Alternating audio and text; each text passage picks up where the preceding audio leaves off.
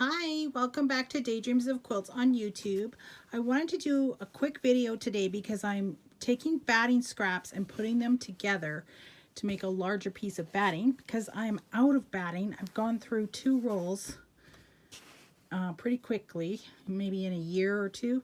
So I've got more rolls coming, but I need batting now. So what I've done is cut with my ruler and rotary cutter to get a straight edge on these because these are offcuts off the edges of quilts and they were kind of jagged, so I've just straightened up the edges so they're really straight on all of the scraps.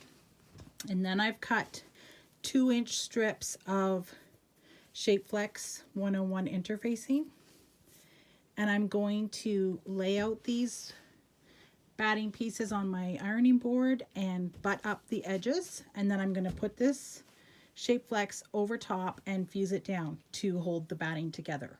So I'm going to lay that out and I'll be right back. Okay, so I've just butted up the edges of the batting together and I'm laying down the Shapeflex on top.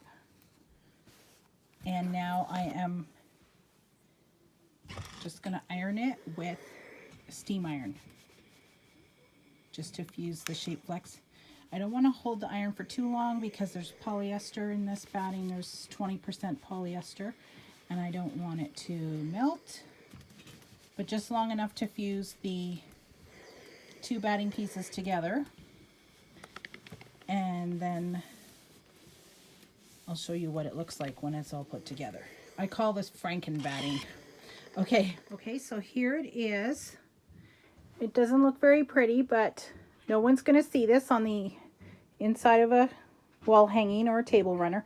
I wouldn't do this for like an heirloom quilt, but for something like a table runner or wall hanging, you can use up your batting scraps this way and save them from going into a landfill and save some money too.